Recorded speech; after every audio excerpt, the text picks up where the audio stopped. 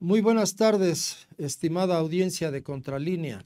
Es un placer estar por aquí con ustedes. Les saluda el doctor Jorge Retán Ayarto en este espacio de Contralínea. Hoy tenemos un invitado muy especial por el perfil tan especializado y de alta academia que tiene. Nos estamos refiriendo al doctor Enrique Dussel Peters. Él actualmente es doctor en economía por la Universidad de Notre Dame. Desde 1993 es profesor de tiempo completo en la División de Estudios de Posgrado de la Facultad de Economía de la UNAM.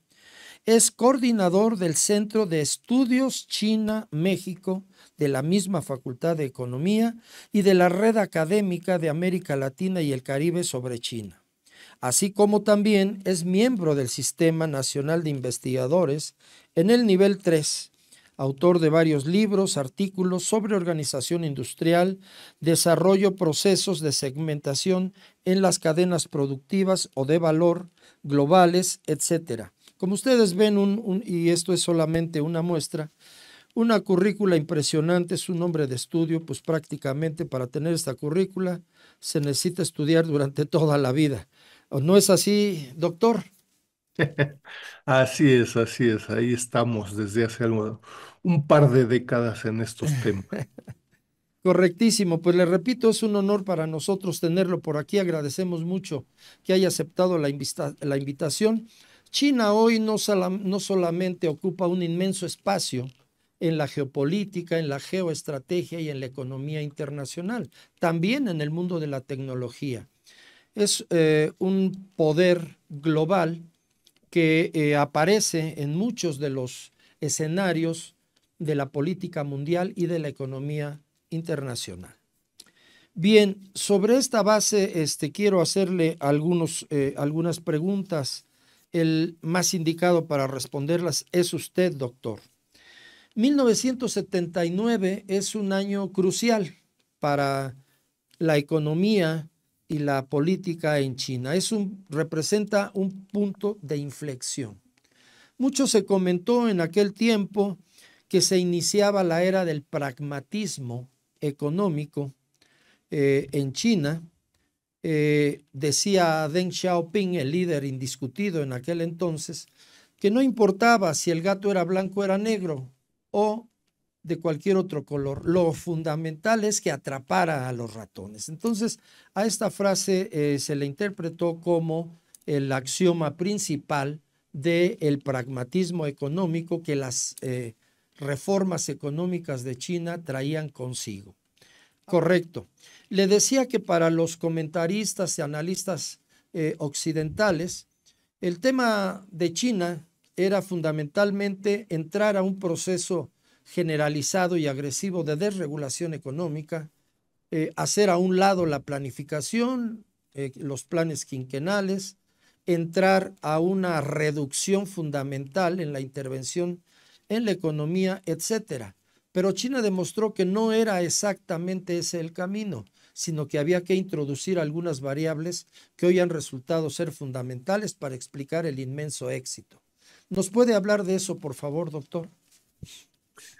Sí, de nuevo, muchas gracias por la invitación y coincido plenamente desde una perspectiva de largo plazo para comprender a la socioeconomía china actual del 2025, la enorme relevancia de Deng Xiaoping en la socioeconomía china y probablemente como el impulsor de una economía con instituciones que desgraciadamente y más allá de la moda de China en América Latina y a nivel internacional, no han sido suficientemente comprendidas, ¿no?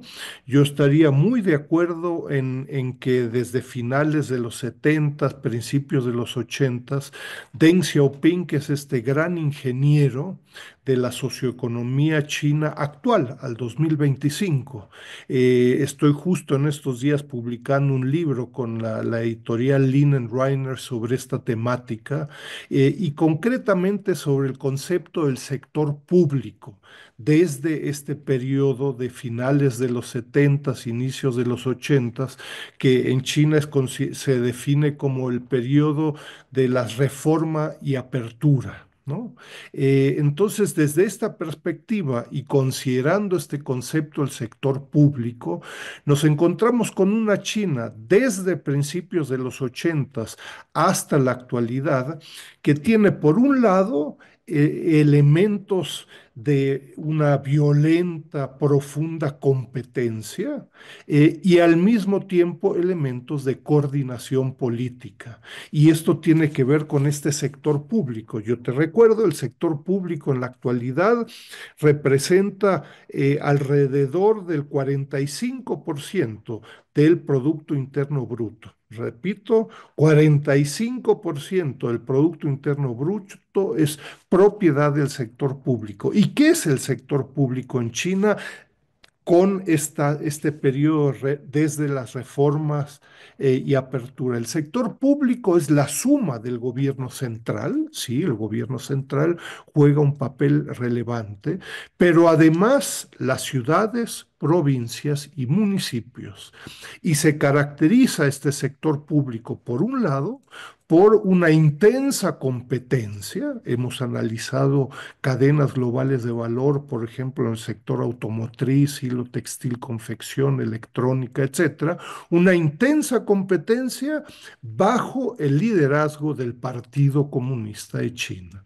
Esta institución, el sector público en China, no existe desde mi conocimiento en ningún otro lugar a nivel internacional y no existe algo parecido en América Latina y el Caribe, incluyendo México, ¿no?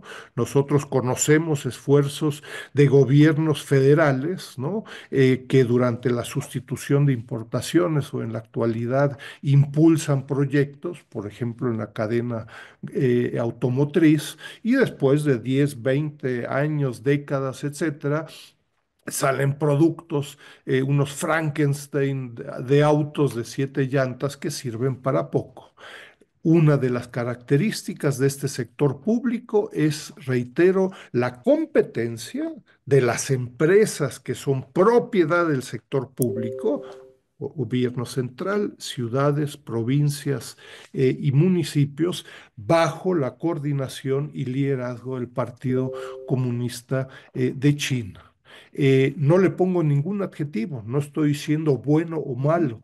Lo que estoy diciendo Sí, es, sí. así funciona la China desde la era de Deng Xiaoping hasta el 2025. Y si y si nosotros revisamos muchos de las empresas, ¿no? que hoy en día son relevantes en el desarrollo tecnológico, por ejemplo, de China, que están presentes en América Latina y en México, nos encontramos con una masiva presencia de empresas públicas chinas, pero que poco tienen que ver con empresas de la Unión Soviética o de América Latina en la década de los 60, 70 e incluso en los 80, ¿no? Es uno de los principales legados para comprender fortalezas y algunas debilidades también de la República Popular China en el 2025 y que no ha sido suficientemente comprendida, ¿no? Algunos hablan del capicomunismo, del capitalismo chino, de que China es neoliberal. Este sector público tiene elementos claramente capitalistas y claramente una coordinación del Partido Comunista de China que estas empresas las hace diametralmente opuestas a muchas otras empresas transnacionales, locales, MIPIMES, etcétera, etcétera, ¿no? Sí, usted diría que las empresas públicas mexicanas o latinoamericanas en general, aunque se les cambie el nombre, le pongan empresas productivas, tienen mucho Mm. que aprender de estas empresas públicas de China. Recuerda, en México, por ejemplo, o en buena parte de América Latina y el Caribe, estamos en una discusión de defender Ujú. a un puñado de empresas. En el caso de México tenemos dos, ¿no? No representan Sí, el 45% del, no tantas. Uy, no, no, no, no no, no. representan el 45% del Producto Interno Bruto, Del que PIB, según el Fondo no. Monetario Internacional, China ya es la economía más grande del mundo medido en poder de compra Así desde es. 2016, ¿no? Entonces, cuarenta y Correcto. cinco por ciento, estamos hablando de cientos de miles de empresas, ¿no? La ciudad de Pekín. eh, Tiene docenas de miles de empresas transnacionales, ¿no? No tiene cualitativamente, olvídate cuantitativamente, no tiene cualitativamente nada que ver con lo que México o Brasil tenemos en términos de propiedad de empresas públicas, ¿no? Pero sobre todo lo que adolecemos en América Latina, más allá de que fueran más o menos, de lo que adolecemos en América Latina es de este sector público que es propiedad de del gobierno central, ciudades, municipios, provincias, y que compiten violentamente entre sí. Hemos hecho una cantidad de estudios de cadenas globales específicas en China y las propias empresas transnacionales que ingresan a China invierten en China y dicen, ahora sí, vamos a poder vender a 1.400 millones de consumidores chinos y, oh sorpresa, se dan cuenta de que hay una encarnizada y violenta competencia. Ujú. Incluso mayor que en sus países, que pudiera ser Alemania, Japón, Corea o Estados Unidos, ¿no? Entonces es una institución histórica que no se comprende suficientemente y que no es suficiente definirlas como empresas paraestatales o state-owned enterprises en inglés, ¿no? Es una Ok, institución diferente que hay que comprender en su contexto histórico y político de hace varias décadas y que siguen siendo de la mayor relevancia en la socioeconomía china actual. Tenemos ahí varios monitores de la inversión y de la infraestructura china en América Latina. Sorpresa, más del 70% de la inversión china en América Latina es de empresas públicas, pero no solo propiedad del gobierno central, sino que, de nuevo, de ciudades, provincias y municipios, ¿no? correcto. De todo esto hay bastante información en el Centro de Estudios sobre China de la Facultad de Economía de la UNAM, que usted coordina. Sí, tratamos de no solo de hacer o de lograr una descripción de múltiples temas de la relación de México y de América Latina y el Caribe con China, ¿no? Trabajamos con, en fin, funcionarios, organismos empresariales y colegas que trabajan sobre temas culturales, históricos, arquitectónicos, urbanísticos, etcétera. Hacemos crecientemente, yo te diría, un esfuerzo de proponer un grupo de conceptos para comprender la gran cantidad de elementos bilaterales que existen y no caer en la trampa de la descripción. Es muy fácil. La relación México con China, 1, 2, 3, 27, 39, y bueno, dormimos a cualquier auditorio en nuestras clases o en tu auditorio, etcétera, etcétera. Tenemos gigas de información a 10 dígitos del sistema armonizado. ¡Puh! Dormimos a cualquiera con gráficas que suban, bajan, bajan, etcétera, ¿no?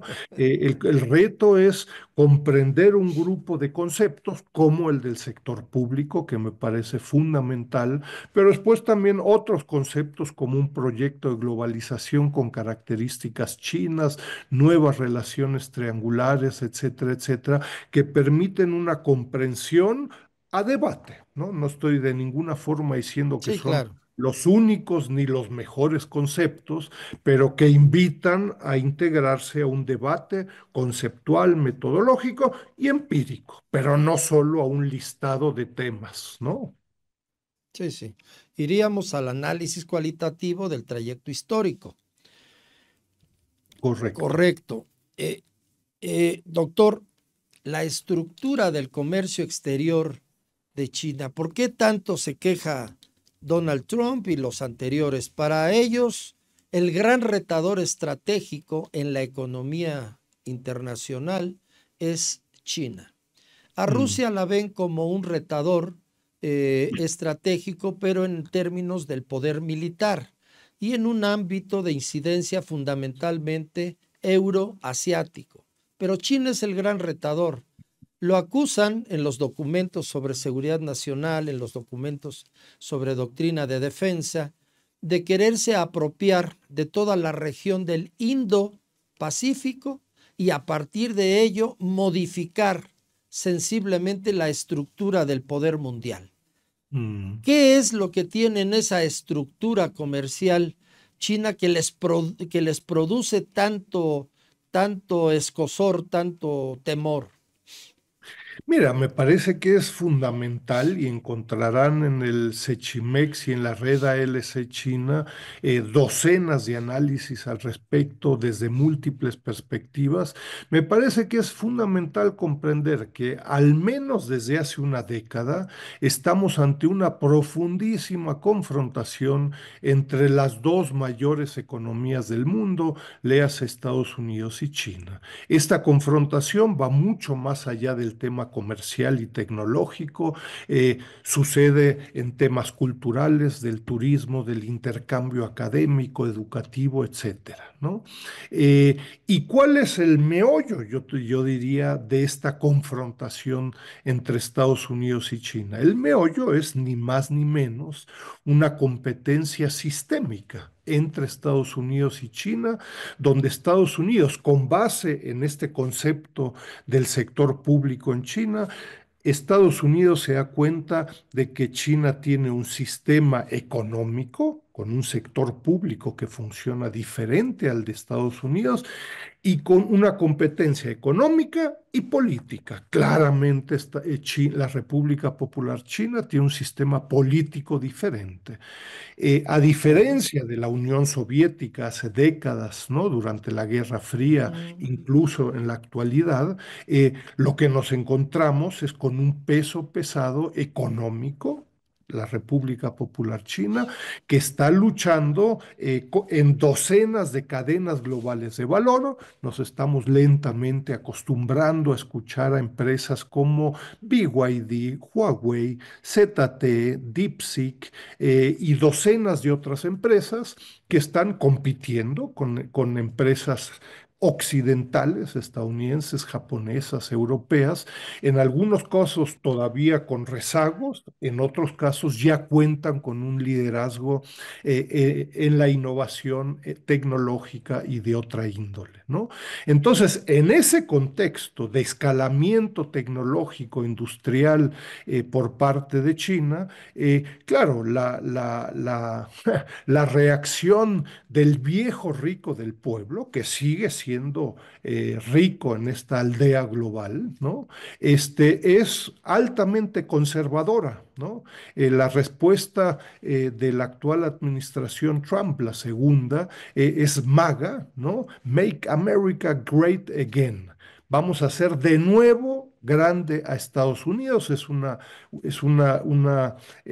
respuesta conservadora, sin entrar en detalles sobre el concepto de conservadurismo, es regresar al pasado, ¿no? Cuestión que es imposible porque, bueno, regresar a los 50 o 60 implicaría que en el 2025 el pequeño detalle es que existe la República Popular China que hace imposible este back to the future, el regreso al futuro, ¿no? Entonces, bueno, tenemos esta confrontación en todos los ámbitos, ¿no? Crediticio, de inversiones, el comercio, etcétera, etcétera, y en donde, bueno, Estados Unidos y la administración Trump están buscando contener a la creciente presencia estadounidense en múltiples ámbitos, del calzado a textiles, ni hablar de semiconductores, autos eléctricos, etcétera. Pero claro, esta reacción, Jorge, es muy tardía, ¿no? Eh, Sí, en los sí últimos entiendo. 30 años, China ha continuado con un avance en su presencia global en los propios Estados Unidos, ni hablar en América Latina, ¿no? Perfecto. En un esquema de economías abiertas vinculadas a través del comercio, las inversiones, la tecnología, etcétera, la productividad, la tasa de productividad anual es un dato fundamental. Estados Unidos tiene, su economía tiene un problema de productividad que es un problema estructural desde hace por lo menos 20 años. China le está ganando la partida en ese terreno, doctor, y este es uno de las causales estructurales del problema de la balanza comercial, del gran déficit que tiene Estados Unidos con China. Mira, estamos hoy en día en una situación, estamos siendo testigos de cómo el fundador del actual orden internacional, léase Estados Unidos, con un grupo de instituciones que se conocen como de Bretton Woods, ¿no? El Banco Mundial, la UNCTAD, la Organización Mundial del Comercio, el Fondo Monetario Internacional, son todas instituciones resultantes de este acuerdo de Bretton Woods poco antes, 1944, poco antes de que terminara la Segunda Guerra Mundial. Estamos siendo testigos como el fundador de este orden mundial da un manotazo y dice, yo no me atengo a mis propias reglas. ¿Y por qué no se atiene Estados Unidos a sus propias reglas? ¿No? No se atiene porque, claro, este orden mundial funcionaba bajo el liderazgo productivo, tecnológico, en la productividad de Estados Unidos, que Estados Unidos no quisiera caer en determinismos, que Estados Unidos ha perdido. Pero en donde estamos en donde Estados Unidos, sus empresas y sector productivo se está enfrentando a un peso pesado de su tamaño y en donde ya tiene liderazgo en un grupo de cadenas globales de valor. Ahí es donde Estados Unidos está diciendo, no quiero jugar bajo estas reglas, ya no me atengo al libre comercio que yo impuse desde Así es. 1944 y no. Aranceles a China, aranceles a México, aranceles a Canadá, aranceles y lo que nos falte todavía en los próximos 47 meses, ¿no? Llevamos apenas un mes. Sí, para desgracia del mundo. Oiga, doctor, entonces aquí la situación está muy clara. Ellos están pretendiendo un ajuste a través de una política comercial restrictiva, proteccionista, pero esto no va al fondo de su problema estructural. ¿Es No, así? es correcto. O sea, Estados Unidos tiene desde hace décadas un serio problema bajo el concepto de competitividad, de productividad, como lo acabas de indicar, tecnológico, ¿no? Ojo, Así desde es. hace décadas, ¿no? Y en donde la creciente presencia china lleva décadas. En el caso de México, yo siempre digo bromeando, imaginémonos un día sin China en México, ¿no? Estaríamos Ujú. caminando descalzos y en ropa interior, la mayoría de las antenas para realizar esta entrevista se realizan vía tecnología china, los puertos, aeropuertos no funcionarían, etcétera, etcétera, ¿no? Es decir, sería inimaginable. Ojo, yo no estoy diciendo viva China, muera Estados Unidos, estoy simplemente Ah, aclarando la realidad mexicana, latinoamericana, etcétera. Entonces, China lleva décadas en el siglo XXI y desde los noventas de una creciente presencia, incluso con los países con los que no tiene relaciones diplomáticas, Guatemala, Paraguay, etcétera, ni hablar en Argentina, Brasil y en México, pero acá los think tanks, los famosos think tanks, yo siempre digo ni think ni tanks en temas de China y América Latina, en Washington pues no han cumplido con su deber y con su tarea y su objetivo. El Congreso, la presidencia de Estados Unidos no están adecuadamente informados y de pronto en 2024 se han dado cuenta, "Ah, China ingresó masivamente a nuestro patio trasero, ¿no? Notes el sarcasmo. Así es. Esto lleva Sí, décadas, ¿no? exacto. Eh, pero China no solamente ha hecho su tarea en términos de un gran y acelerado desarrollo, generó un ciclo de crecimiento impresionante con tasas superiores al 10%, que la tienen situada en donde está. Eh, no solo ha hecho su tarea interna, generando una variable estratégica en el caso del sector público, como usted nos lo ha comentado, sino está confrontando las enormes ventajas no necesariamente legales que tiene Estados Unidos y ha entrado en un proceso junto con Rusia de acumulación de grandes reservas de oro y de desdolarización de las transacciones de carácter económico. Ya se utiliza mucho el yuan, ya se hacen contratos de petróleo en yuan, existe una reserva impresionante de oro. Entonces está confrontando también los factores de poder que históricamente Estados Unidos construyó en su favor y que no necesariamente, hoy lo estamos viendo con el tema que usted nos acaba de reseñar del comercio, la pérdida de productividad, la pérdida de liderazgo tecnológico en distintos sectores, y está confrontando esta parte con sus aliados. Háblenos de eso, por favor, doctor Dussel. Yo incluiría incluso tema que se nos olvida a muchos en un análisis estrictamente económico. Yo incluiría un aspecto adicional, eh, la práctica erradicación de la pobreza en China, reconocida por el Banco Mundial, no solo por el Partido Iba a Comunista eso de también, China. sí. Estamos Sí, sí, hablando sí. de casi 800 millones de habitantes en varias décadas desde los 70, como iniciamos este diálogo. Eso es un avance de la Impresionante. humanidad, ¿no? Fenomenal, así es. Sí, correcto, Imagínate correcto. sacar a 800 millones de habitantes de la pobreza absoluta. Ojo, eso no significa que en términos Absoluta. relativos no Sí, haya que no pueda haber pobreza disparidades, relativa, ¿no? sí. Eh, en América Latina llevamos siglos discutiendo el tema. Según la CEPAL, vamos lentos por ser diplomáticos en América Latina, ¿no? Entonces, bueno, yo te diría sí, por supuesto, China está buscando aliados, ¿no?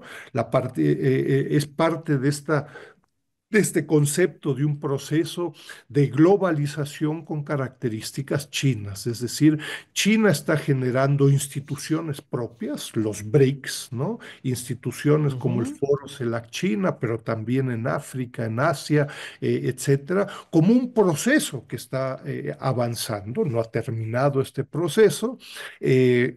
Y no, te imaginarás, claro, con fuertes reacciones por parte de Estados Unidos, le dice a Panamá Claro. recientemente, no se te ocurra participar, salte de la iniciativa de la Franja y la Ruta, no quiero que participes Ujú. en el Banco Asiático de Infraestructura e Inversiones, etcétera, etcétera, ¿no? Entonces, bienvenidos a una nueva relación triangular, es decir, confrontación entre Estados Unidos y China y terceros países, Rusia, México, pero también Vietnam, tendrán que en forma Ujú. pragmática decidir sobre cientos de temas ante esta confrontación.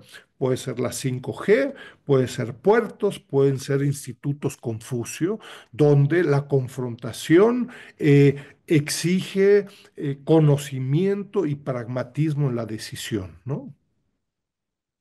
Correcto. Sí, es obvio que este planteamiento de recuperar el control pleno del Canal de Panamá tiene mucho que ver con el paso interoceánico de China, la presencia de China con Nicaragua en el Istmo Centroamericano. Es evidente que Estados Unidos ve allí una variable estratégica de China para no solo el comercio, sino eventualmente hasta para una movilización de tropas. Es evidente que ellos están apurados, preocupados por esa cuestión. Pero decía yo, por ejemplo, la desdolarización en los intercambios es una variable que pega directamente en el corazón de la economía de los Estados Unidos. Ahí en la Facultad de Economía yo aprendí de mis maestros lo que significaba una moneda de reserva, de reserva internacional, las ventajas que esto conlleva. Y Estados Unidos las ha venido disfrutando hasta cierto punto artificialmente, porque la economía de ellos ya no es la que tuvieron que confrontar los demás países en Bretton Woods. Eso se acabó hace muchos años y sin embargo siguen disfrutando de una serie de ventajas que ya desde el 68 puso en cuestionamiento el presidente Charles de Gaulle, etcétera, etcétera. Entonces, la estrategia china junto con la estrategia rusa de desdolarizar los intercambios comerciales y hacia allá se dirige el bloque de los BRICS, naturalmente que tiene muy preocupado a Estados Unidos y reacciona con amenazas de carácter económico, pero también amenazas veladas de carácter militar selectivamente. ¿Así es, Son doctor? procesos lentos, ¿no? No es de que del viernes Correcto. al Sí, sí, sí, lunes sí. aumente Sí, la sí. participación del yuan en forma estratosférica, eso no, no del yuan como reserva. Estos procesos duran décadas. Todavía la presencia del yuan Sí como es. capital de reserva sigue siendo relativamente pequeña con respecto al dólar, pero son procesos que década con década van aumentando, ¿no? Y de nuevo, acá tenemos trabajos muy valiosos de colegas panameños que vienen trabajando sobre el tema del canal desde hace mucho tiempo, y sorpresas a la vida, nuevas relaciones triangulares. ¿Qué crees? Sí, Estados Unidos sigue siendo el principal usuario del canal de Panamá. Pero en la última década la participación de China ha crecido en forma significativa y en algunos años son los buques chinos los principales usuarios. Entonces el argumento, esto fue históricamente mío y quiero que me cobres más, menos porque soy el principal usuario, podría levantar también la mano China y decir, amigo, en algunos años yo he sido el principal usuario, entonces de nuevo nuevas relaciones triangulares en comercio, en inversión, en temas militares, tecnológicos, ni hablar, y ni hablar de temas de reservas de los bancos centrales, etcétera, ¿no? La presencia china aumenta en todos los ámbitos desde hace varias décadas. Lo que pasa es que la principal economía o la que era la principal economía, Estados Unidos, se dio cuenta muy tarde, ¿no? Correcto. Doctor, algo que se menciona mucho en algunos análisis o de analistas internacionales, etcétera. China tiene una parte fundamentalísima de toda la inmensa deuda que tienen los Estados Unidos. China está en posesión de una gran parte de bonos del Tesoro que amparan deuda de Estados Unidos con los inversionistas en ese tipo de instrumentos. Doctor, ¿cómo ve usted esta cuestión? ¿Es una variable estratégica para China o en realidad no ha mostrado ninguna señal de que quiera usarla con fines estratégicos?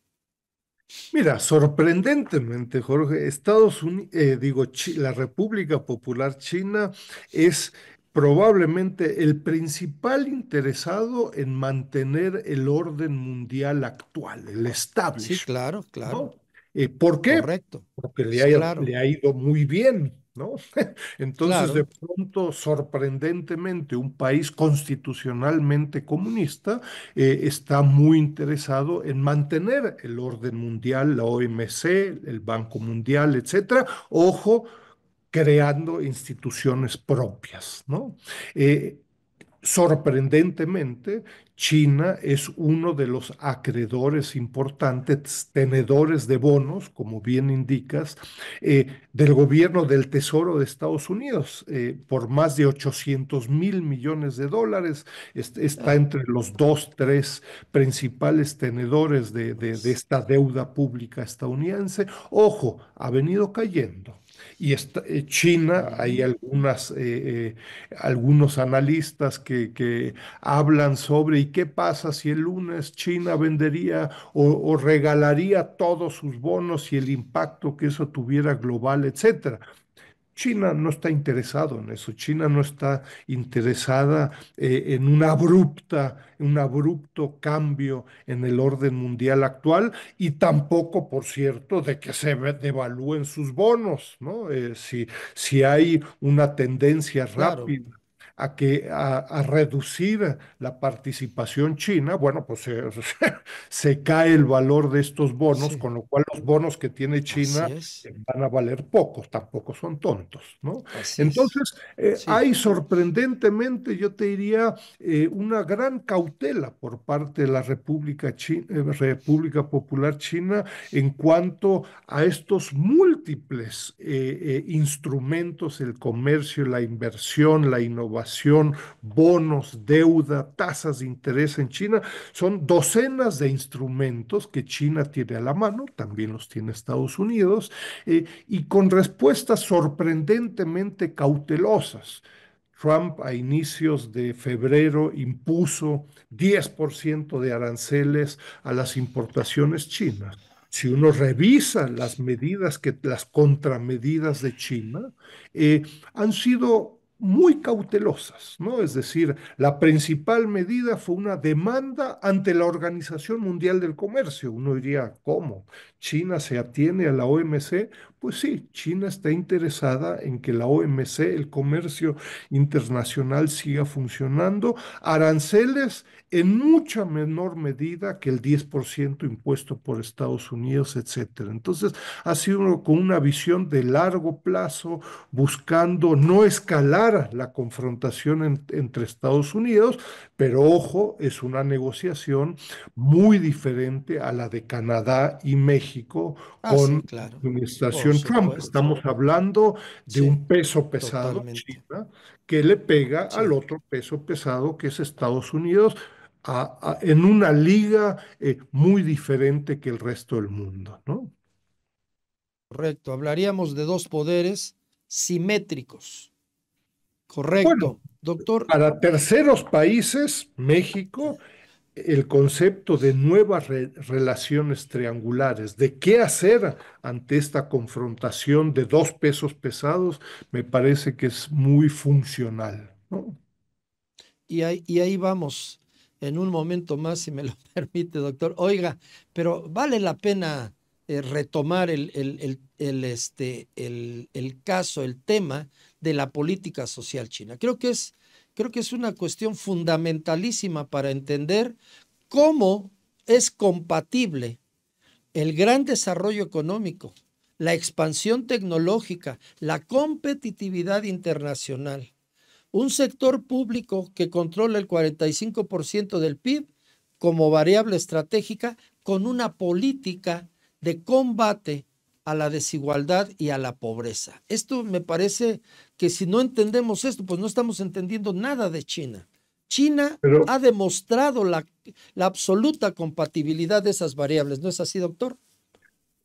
a mí me parece, y así lo hemos planteado en varios cursos, publicaciones, de que la experiencia china, más allá de los resultados, tiene enormes implicaciones en América Latina y Eso en es. México, ¿no? La Así izquierda es. latinoamericana y mexicana, yo te diría, pues ha sido muy, muy cauta en comprender lo que China está haciendo. No es que China tenga implicaciones en su 45% del Producto Interno Bruto. El sector público es propietario, tiene la propiedad del 45% del Producto Interno Bruto, ¿no? Entonces, claro, eso le permite enormes medidas educativas de desarrollo tecnológico, de inversiones. Ojo, también de medidas hacia terceros países. Si pasado mañana un país decide no reconocer la política de una China, bueno, inmediatamente China tiene la posibilidad de tomar medidas en contra de un país, en contra de una empresa, etcétera, etcétera, ¿no? Entonces, vuelvo al Correcto. tema de la confrontación de Estados Unidos y China, una confrontación y una competencia sistémica, un sistema económico y político diferente. Esa es la preocupación de Estados Unidos. ¿Qué hacemos ante este país que no aprende, notes el sarcasmo, ¿no? Que no aprende, Ujú. no obstante nuestras presiones? Correcto. Allí estamos. Doctor, vamos hacia el final de la entrevista, pero Mm. necesito imperativamente preguntarle, ¿ve usted en el horizonte, quizá mediato, una alianza de México con China?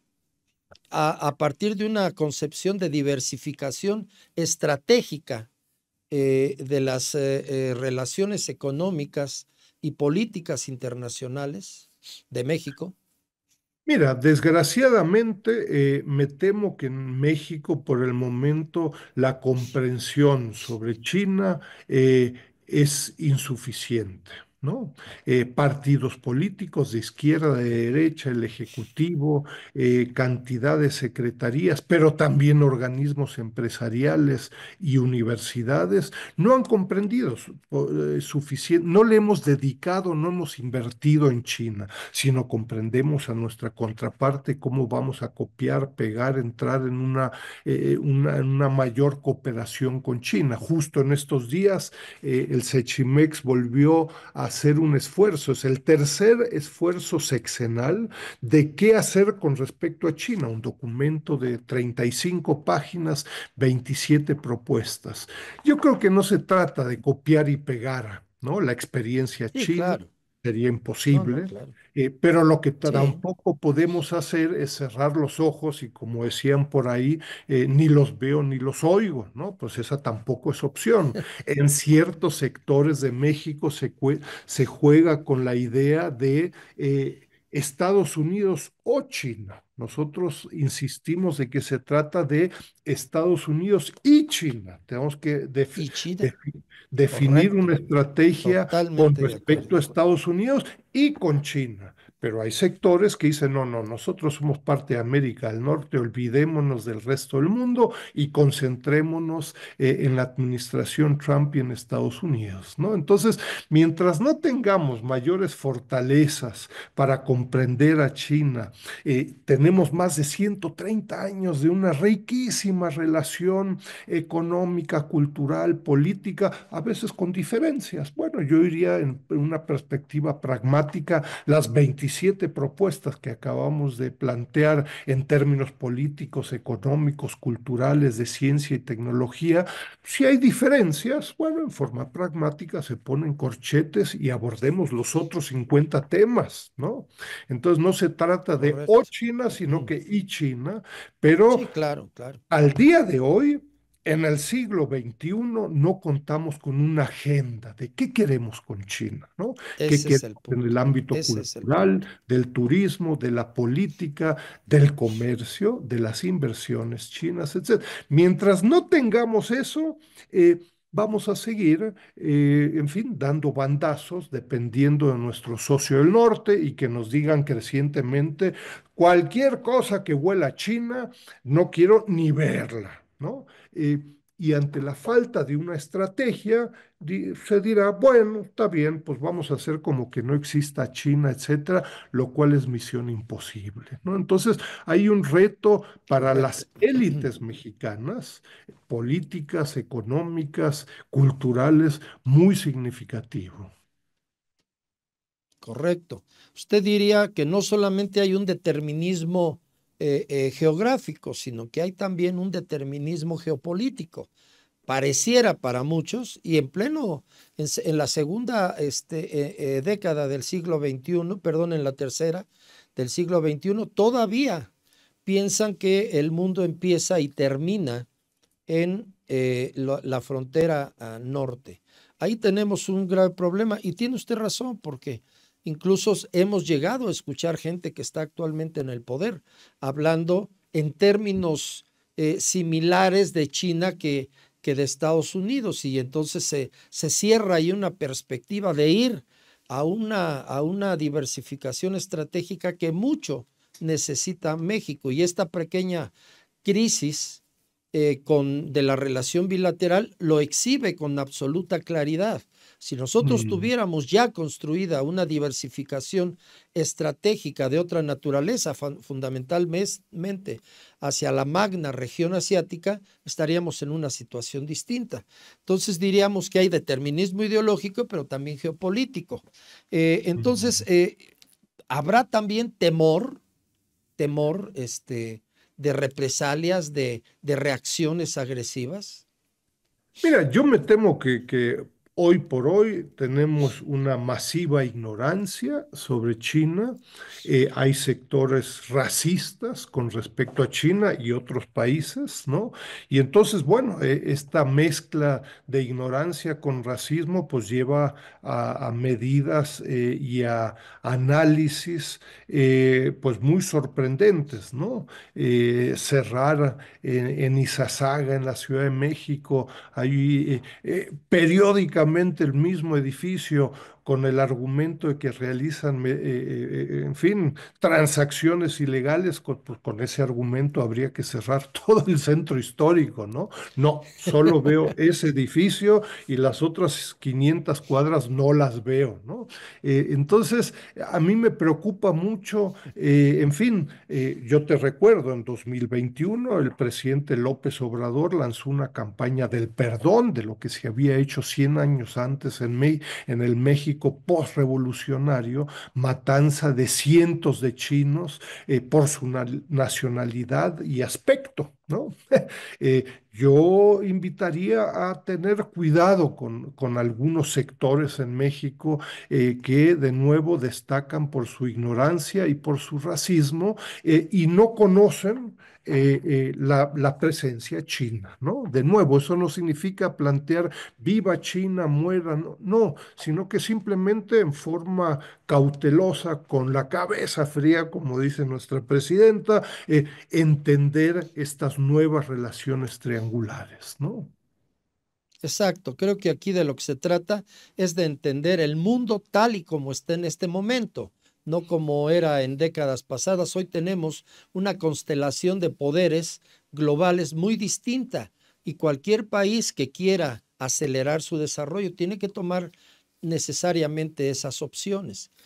Y se Correcto, requiere conocimiento, doctor. así Claro, es. claro, hay que ir a estudiar, a entender el tema. Yo he estudiado este tema de los chinos por lo relacionado históricamente con el narcotráfico, el opio, la dormidera, las Mm, matanzas que hubo en alguna ocasión en Baja California, en Sonora, en mm. Sinaloa. Han sido episodios, aunque no es el único grupo étnico, pero particularmente con ellos, hubo también con los judíos antes de la Segunda Guerra Mundial, en fin. Pues doctor, nos ha usted ofrecido una plática espléndida, le agradecemos mucho, y le diría que si quiere decir algo más, sea tan amable de agregarlo. No, yo lo invitaría mucho a los interesados y al auditorio en general a revisar los resultados que existen en el Sechimex, en la Red Académica de América Latina y el Caribe. Hay esfuerzos, en fin, de argentinos, chinos, estadounidenses, de cientos de personas realizando investigaciones, propuestas históricas, urbanísticas, comerciales, en cadenas globales de valor del litio, autos eléctricos, etcétera, a integrarse y a permitir que estas instituciones que estamos trabajando desde hace algún tiempo se fortalezcan en el corto, mediano y largo plazo, ¿no? Muchas gracias. Bueno, pues dentro de esos, cuénteme a mí, doctor. Qué Alguna vez amable, muchas participé gracias. en una de las mesas, en la primera reunión que hubo de la red, participé como coordinador de una de las mesas. Por ahí en las memorias está el ensayo que yo presenté. Pues doctor, Qué bueno. muchísimas gracias. Le quedamos muy agradecidos.